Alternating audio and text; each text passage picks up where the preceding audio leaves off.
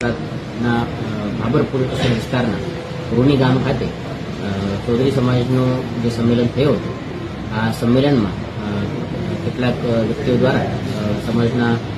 યુવાનોની લોકોની ઉશ્કેરણી કરી જે 2 વર્ષ પહેલાં એક ચૌધરી સમાજની દીકરી એક રબારી સમાજના દીકરા સાથે પરિણીત થઈ હતી લગ્ન થયેલો હતો તે દીકરીને પાછળ લાવવા માટે ઉશ્કેરણી થઈ આ જે ફેમિલી છે તેનું ગામ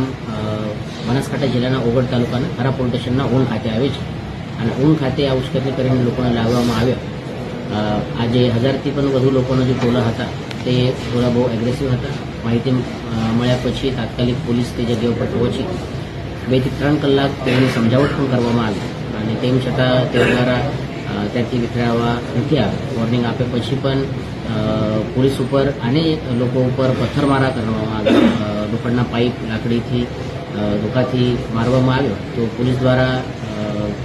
જે હળવો બળ પ્રયોગ છે તે કરવામાં આવ્યો લાઠીચાર્જ કરવામાં આવ્યો અને ટીયર ગેસ સેલ છોડીને આ ટોળાને વિખરવામાં આવેલ હતો આ જે બનાવ બનેલો તેમાં 4 થી 5 પોલીસને ઇન્જુરી થયેલ છે અને જે ટોળા તરફથી પથ્થરમારો થયેલ છે આ પથ્થરમારાના કારણે ટોળાના પણ કોઈ લોકોને ઇન્જુરી થયેલ છે આ તમામ લોકોની સારવાર માટે પણ તજવીજ કરવામાં આવેલ છે આ બનાવ અનુસંધાને અત્યારે ઊન ગામમાં અને જિલ્લામાં શાંતિ છે કાયદો વ્યવસ્થા કંટ્રોલમાં છે અને બનાવના અનુસંધાને થરા પોલીસ સ્ટેશન ખાતે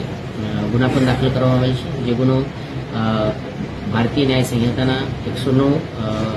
અને 189 જેવા રાઇટિંગ અને અટેમ્પ્ટ ટુ મર્ડરના કલમ હેઠળ પોલીસ ઉપરના એસોલ્ટ સરકારી કર્મચારીને રોકવાનો પ્રયાસ આ કલમો હેઠળ દાખલ કરવામાં આવેલ છે ગુનામાં 16 જેટલા નામજોગ આરોપી છે અને અન્ય 1000 લોકોનો ટોળા આરોપીમાં છે 16માંથી 4 લોકોની અત્યારે અમારા પાસે અટકાયત કરવામાં આવેલ છે અને બાકી જે આરોપી છે તેઓની ઓળખાણ અને તેઓની અટકાયત માટે અત્યારે જુદા જુદા જે ટીમો છે તે બનાવવામાં આવી છે જેમાં ડિવિઝન ખાતેથી 2 ટીમો અને એસીબી એસઓજીની 2 આમ 4 ટીમ કામ કરી રહી છે તમામ જે આસપાસના ગામ છે તેમાં શાંતતા સમિતિની મિટિંગ પણ શરૂ છે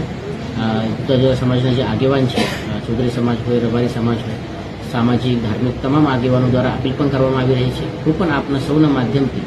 તમામ સમાજના ખાસ કરીને ચૌધરી અને રબારી સમાજના લોકોને અપીલ કરું છું કે કોઈ પણ અફવાઓના ઉપર આપ વિશ્વાસ ના રાખો કાયદા હાથમાં ના લો જે પણ આપની કોઈ રજૂઆત હોય તો આપ અમારા પાસે આવીને અથવા જે પણ સામાજિક પ્રશ્નો તે સામાજિક રીતે સોલ્વ કરી શકો છો કાયદા હાથમાં ન લેવા મારા તરફથી આપની વિનંતી અને સૂચન છે અને અત્યારે જિલ્લાની પરિસ્થિતિ કાયદાની વ્યવસ્થાની પરિસ્થિતિ સારી છે. ઓકે.